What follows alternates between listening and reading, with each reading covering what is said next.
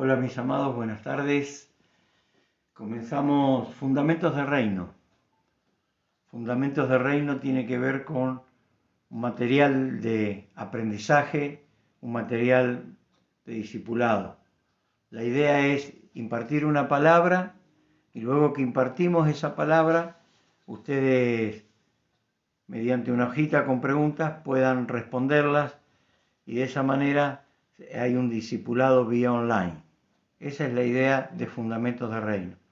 También estaremos dando reflexiones, estaremos dando meditaciones cortas de 10, 15 minutos, no todos los días, pero la idea es poder cubrir la mayor cantidad posible de mensajes para que el pueblo de Dios pueda edificarse y su reino se pueda extender. En esta tarde quiero, como les había anticipado, comenzar con la parábola del hijo pródigo, que la vamos a dividir en tres partes: el hijo menor, el hijo mayor y el padre. Y vamos a ver cómo cada una de las partes son de tremenda edificación para nuestra vida. Lo primero que tenemos que abordar cuando manifestamos un mensaje acerca de esta palabra es que quién era el público al cual Jesús se estaba refiriendo. No se olvide que antes de esta parábola Jesús habla de la oveja perdida y de la moneda perdida. Pero aquí en el capítulo 15 del Evangelio de Lucas, nos cuenta muy claramente quién es el público que Jesús está dirigiendo esta parábola y qué tiene que enseñar para ese público, porque evidentemente es un público que no es homogéneo, por lo tanto es totalmente heterogéneo. La parábola nos dice que estaban allí todos los recaudadores de impuestos y los pecadores se acercaban a Jesús para oírle. Y los fariseos y los escribas murmuraban diciendo: este recibe a los pecadores y come con ellos. Bueno, ahí está. Ese es su público: recaudadores de impuestos, publicanos, pecadores, gente de mala fama, los desechados de la sociedad que seguían a Jesús. Y por otro lado tenemos la gente bien, los religiosos, que estaban los escribas y los fariseos representando el sistema religioso de Israel frente a Jesús. Y cuando leemos en Lucas capítulo 15, versículo 11, y dijo Jesús: cierto hombre tenía 2 hijos, y el menor de ellos le dijo al padre: Padre, dame la parte de los bienes que me corresponde, y él les repartió sus bienes. No muchos días después, el hijo menor, juntándolo todo, partió a un país lejano y allí malgastó su dinero viviendo perdidamente. Cuando lo había malgastado todo, vino una gran hambre en aquel país y comenzó a pasar necesidad. Qué interesante.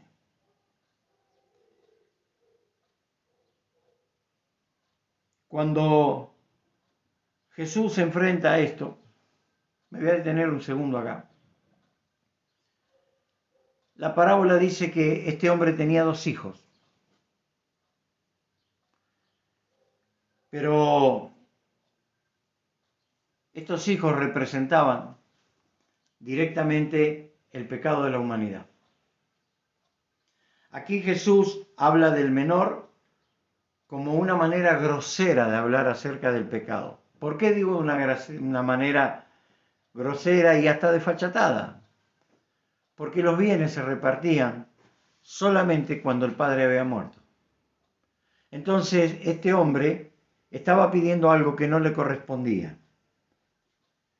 Y no le fue muy bien, porque la parábola dice versículo 14, cuando lo había gastado todo, vino una gran hambre en aquel país y comenzó a faltarle, comenzó a pasar necesidad. Entonces fue y se acercó a uno de los ciudadanos de aquel país y él lo mandó a sus campos para apacentar cerdos, a cuidar cerdos salió. Y deseaba llenarse el estómago de las algarrobas que comían los cerdos, pero nadie le daba nada. Entonces, volviendo en sí, dijo: ¿cuántos jornaleros en la casa de mi padre tienen pan de sobra, pero yo aquí perezco de hambre? Y deseaba llenarse el estómago de las algarrobas que comían los cerdos, pero nadie le daba nada. Entonces, volviendo en sí, dijo: ¿cuántos jornaleros en casa de mi padre tienen pan de sobra, pero yo aquí perezco de hambre? Me levantaré e iré a mi padre y le diré: Padre, he pecado contra el cielo y contra ti. Ya no soy digno de ser llamado tu hijo. Hazme como uno de tus jornaleros. Y levantándose fue a su padre, y cuando todavía estaba lejos, su padre lo vio y sintió compasión por él. Y corrió y se echó sobre su cuello y lo besó. Y el hijo le dijo: Padre, he pecado contra el cielo y he pecado contra ti. Ya no soy digno de ser llamado tu hijo.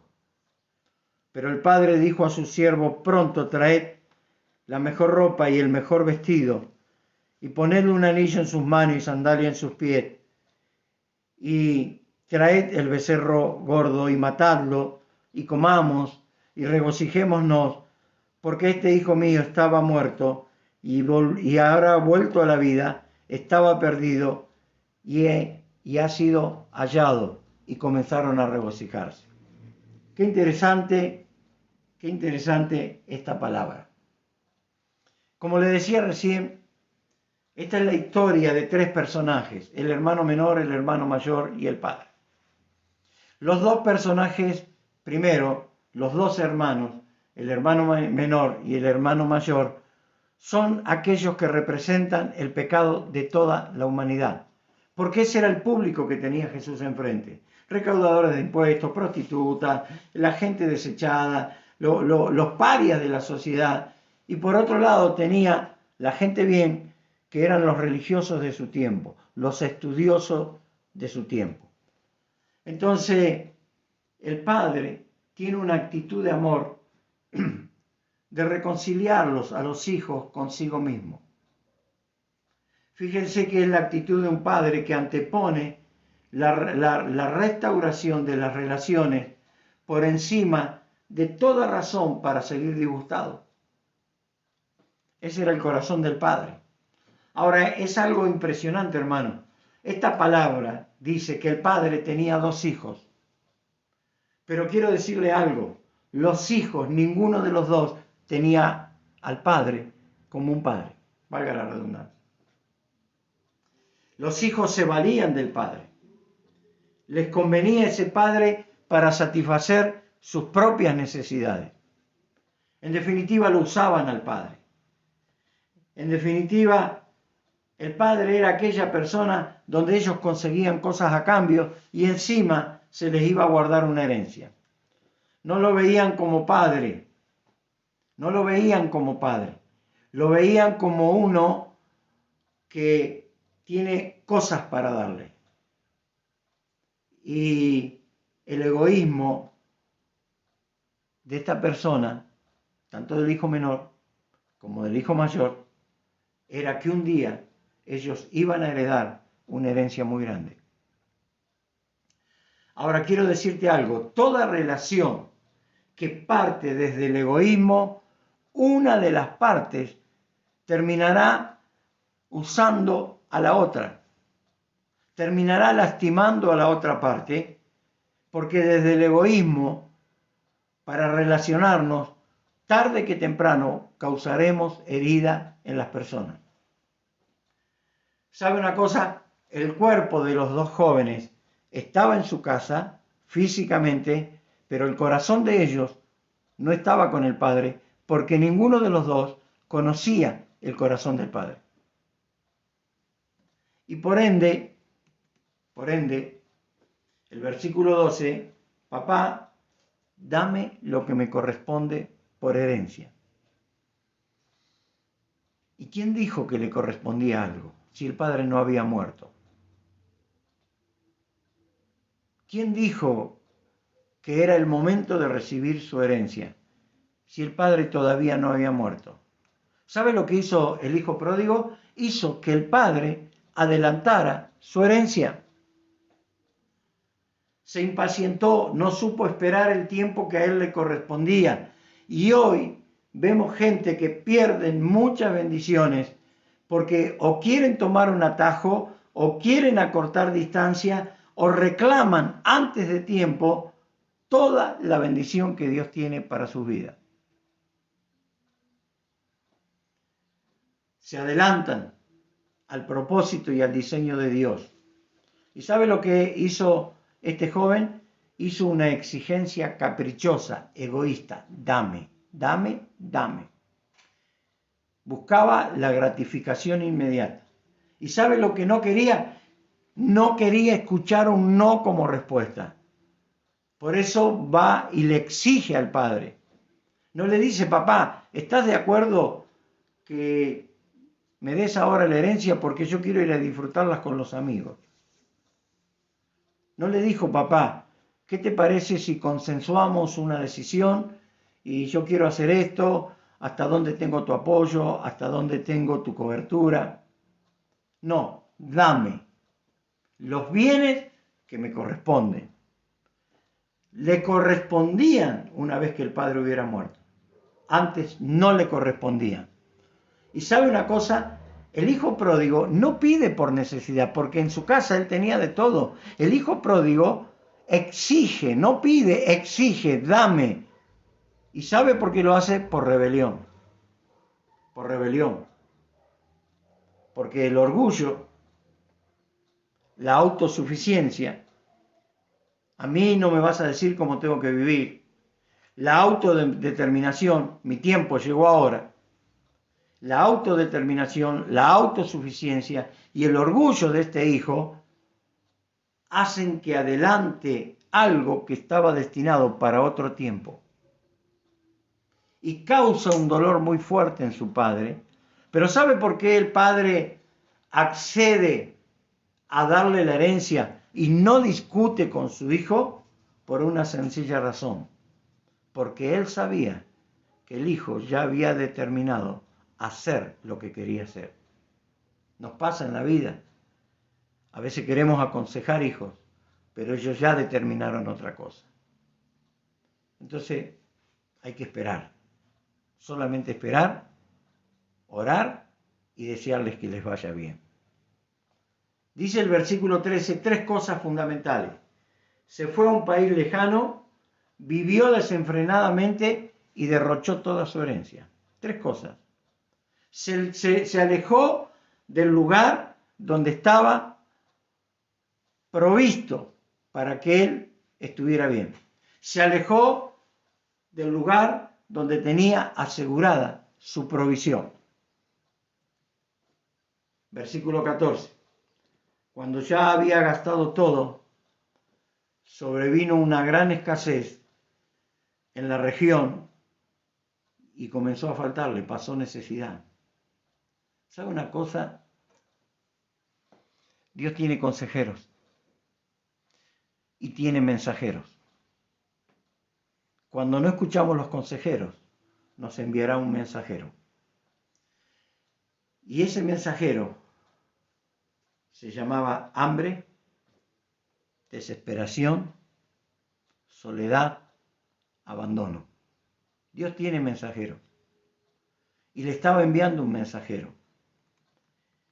Y el versículo 15 nos dice que alguien tuvo compasión de él, siendo un extranjero, siendo un ciudadano que no era bienvenido en la región. Alguien se apiada de él y le permite cuidar los cerdos. Terminó cuidando los cerdos. Su estado actual es un estado de lástima, es un estado de humillación, es un estado de angustia, de pobreza. Y de pronto se ve en ese lugar. ¿Sabe que hay un proverbio, Proverbios capítulo 16, versículo 18, Proverbios 16, 18, dice que antes del quebrantamiento está la soberbia y antes de la caída está la altivez de espíritu. Impresionante. Y llega a un lugar tan bajo que aunque deseaba la comida de los cerdos, no la podía tener. En otras palabras, estaba en la basura y comía basura. ¿Sabe que hoy gente está comiendo basura? Gente que está comiendo desechos o está comiendo sobras. Es triste porque estamos viendo gente que está en la ruina espiritual, emocional, física, económica. Estamos viendo gente que vive comiendo las sobras, que aunque tiene de todo, está en depresión, está en tristeza, se siente abandonado. Y cuando de pronto en casa de papá hay comida de sobra. Mi amigo, mi hermano, la vida es una herencia que Dios te ha dado. Y te hago una pregunta. ¿Qué estás haciendo con ella? ¿Qué estás haciendo con la vida que Dios te ha dado? Dice que quería, deseaba, aunque más no sea, la comida de los cerdos. Fue tan bajo, pero tan bajo el lugar que él cayó, que por fin tocó fondo. Y a veces en la vida es necesario tocar fondo para volver a comenzar. El problema es cuando tocamos fondo y queremos comenzar sin reconocer aquellas cosas que nos llevaron hasta el final, sin querer ver qué fue lo que nos pasó, sin hacernos una autocrítica. ¿Por qué llegué hasta aquí? ¿Qué fue lo que me pasó? Por eso el versículo 17 dice que él recapacitó, volvió en sí y dijo: ¿cuántos jornaleros en la casa de mi padre tienen comida de sobra y yo aquí perezco de hambre? ¿Sabe una cosa? Cuando uno toca a fondo, uno se vuelve al juicio y a la razón. Y algunos no salen más de ese lugar. Tocaron fondo y nunca más pudieron salir. Dice también la palabra en Proverbios 15, 21. Dice: al necio le divierte su falta de juicio, mas el entendido endereza sus propios caminos. Volvió en sí. Y cuando él vuelve en sí, recapacita y vuelve a repensar su vida a raíz de todo lo que estaba viviendo. Y él dijo: yo no estaba así en casa de papá. Yo no estaba en esta soledad. No estaba en esta tristeza. No estaba en esta angustia. No estaba en este dolor. Y ahí hace él una conversión racional, emocional y de voluntad. Dice el versículo 17, volviendo en sí, recapacitó, repensó su vida. Y cuando repensó su vida, reconoció que había pecado. Cuando repensó su vida, reconoció que había tomado la decisión equivocada. Reconoció que se había adelantado los tiempos. Cuando él vuelve en sí, toma conciencia de pecado. Y cuando toma conciencia de pecado, empieza a reconocer aquellas cosas por las cuales él se equivocó. Pero también entraron en juego los sentimientos, porque un verdadero arrepentimiento entra en juego el intelecto, los sentimientos, las emociones y la voluntad.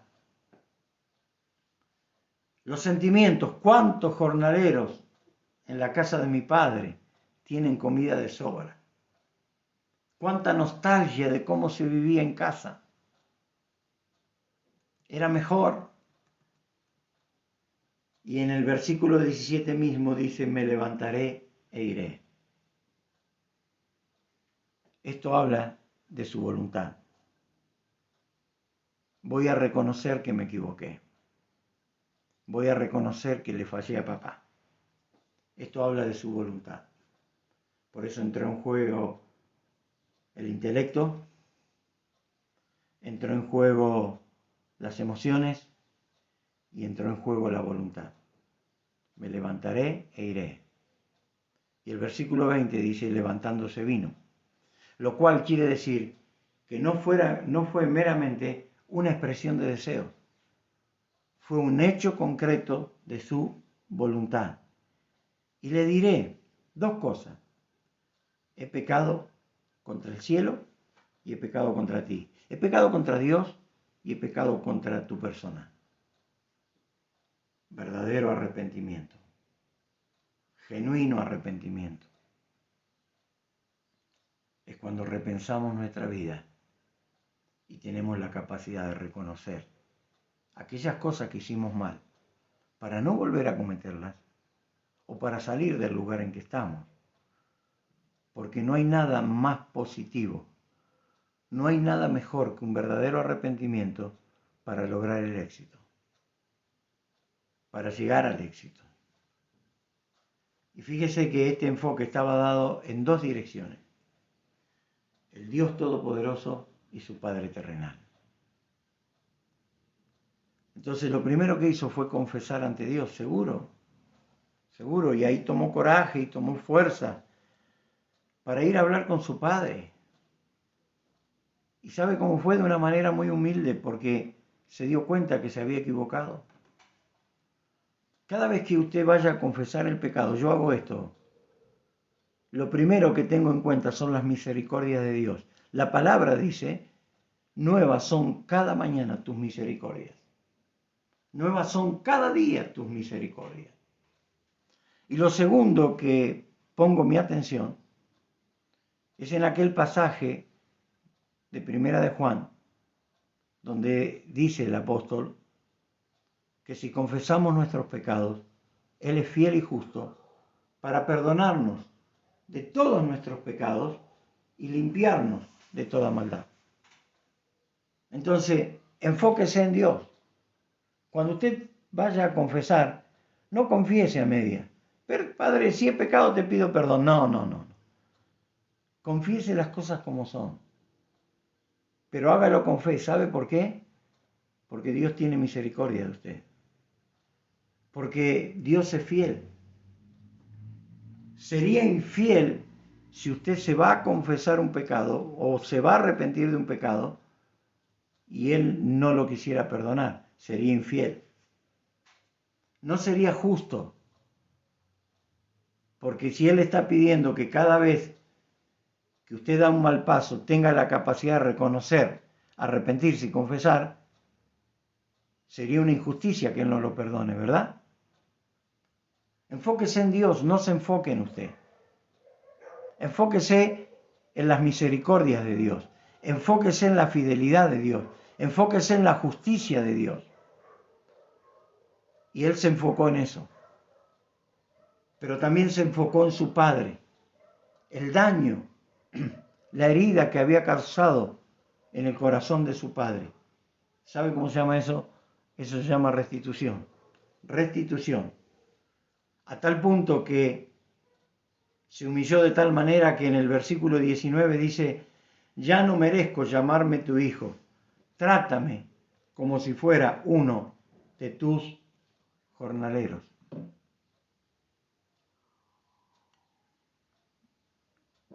Él no exigía su estatus anterior, no quería la posición de hijo que tenía antes. Reconoció que fue muy burdo su pecado, muy grosero fue su pecado. Entonces quería, aunque más no sea, que el Padre le diera un lugar en la casa como uno de sus jornaleros. Y fíjese que el versículo 20 dice, y levantándose vino a su Padre. O sea, hay veces que nosotros decimos, no, yo tengo que arreglar esta situación, pero queda solamente en una expresión de deseos. Pero nunca la concretamos, nunca opera nuestra voluntad. Por eso tenemos tantas cosas no resueltas en nuestra vida. porque nuestra voluntad no opera. Una verdadera humildad, una verdadera confesión, un verdadero arrepentimiento hace que por fe él pueda volver sabiendo que el Padre lo iba a perdonar.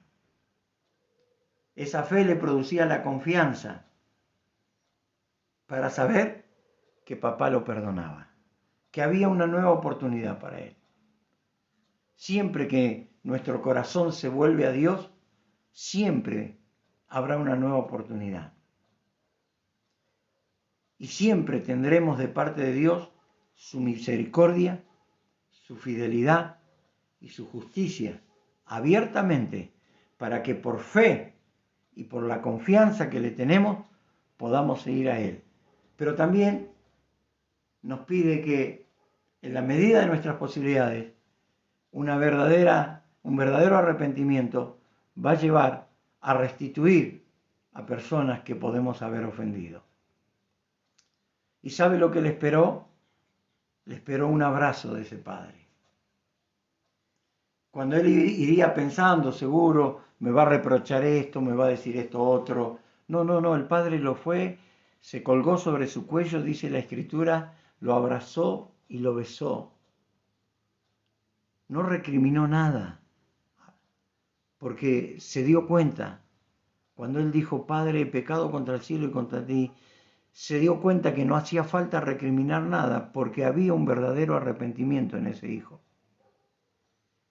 Todo su ser fue expuesto en el dolor, en la angustia, en la soledad, a tal punto que nos venía sin pretensiones, sin la pretensión de decir, me tienes que restituir como tu hijo. No, hazme, aunque más no sea,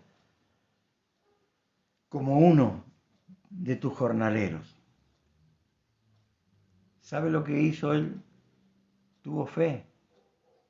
Creyó que papá lo perdonaba. Creyó que papá le daba una nueva oportunidad. Creyó que papá lo restituía. Creyó. Hubo arrepentimiento, pero también hubo fe. Cuando las personas van a Cristo necesitan esas dos cosas. Fe para creer que Él es el Salvador de toda la humanidad. Es tu Señor, es tu sanador, es tu liberador. Pero arrepentimiento para reconocer que de alguna manera estuvimos lejos de Dios. Y algunos, muchos, como el hijo pródigo, estuvimos comiendo basura, desechos. Pero el Padre sale corriendo y lo abraza. Y sabe que cuando lo abraza, el Padre no estaba abrazando un hijo, estaba abrazándose a sí mismo, porque para el Padre ese hijo nunca se había ido de su corazón, por eso salía permanentemente a ver si volvía. Ese es el Dios que tenemos nosotros, el Dios que quiere salir a abrazarte, el Dios que te dice, yo soy misericordioso, yo soy fiel, yo soy justo, puedes confiar en mí. Las veces que caigas, yo te levantaré. Las veces que te equivoques, vuelve a mí. Cuando creas que está todo perdido, yo tengo nuevas oportunidades. Porque nuevas son cada mañana mis misericordias. No sé si estás lejos o estás cerca. No sé si tu actitud es la del hijo menor. No lo sé. Pero sí sé que Dios tiene la misma postura que tuvo el padre de este muchacho. Esa parte del mensaje estaba dirigida al público que no calificaba para ser buena gente, al público del pecado grosero. Pero ese joven encuentra una mesa tendida, porque esa mesa representa la salvación. Con un verdadero arrepentimiento, con una verdadera confesión, con una verdadera humildad de reconocer, siempre tendrás una mesa tendida, habrá fiesta, siempre el Padre te va a celebrar por la actitud de tu corazón. Y es importante, como aquí vemos, la actitud del amor del Padre.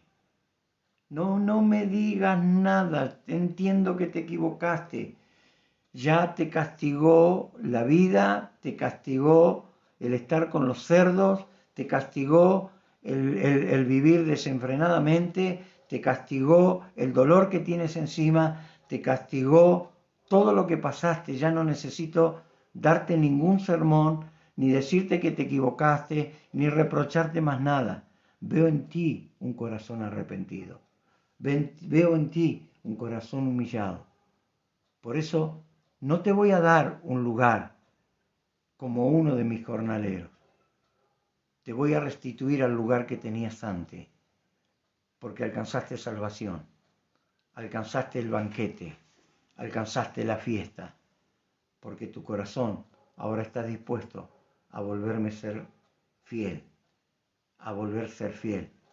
Tu egoísmo no va a ser el mismo de antes que tenías conmigo. Creo que ahora me estás viendo como un padre, por eso vienes y me abrazas. Creo que ahora me estás reconociendo como un padre. Creo que ahora me estás entendiendo y estás entendiendo mi corazón. ¿Sabes una cosa, hijo? Tú estabas perdido y ahora te recuperamos. Y cuando yo recupero un hijo, lo único que hago es celebrarlo, hacerle fiesta. Así hace Dios con nosotros. Quiere celebrarnos y hacernos fiesta. Pero Él pone esa condición. Recapacita. Hay que repensar nuestra vida. Hay que humillarnos. Hay que reconocer. Hay que arrepentirnos. Y hay que confesar. Te bendigo. Te esperan los mejores tiempos para tu vida. Te bendigo. Te bendigo ricamente, iglesia amada. Y oro para que esta noche, este día, esta tarde, cuando estés viendo este video, la bendición de Dios te alcance y te dé la capacidad para un arrepentimiento que toque tus emociones, que toque tu voluntad, que toque tus sentimientos, pero también que toque tu conciencia. Entonces el Padre te estará abrazando. Mira, con este abrazo te estoy abrazando a ti. Te bendigo en esta noche. Amén.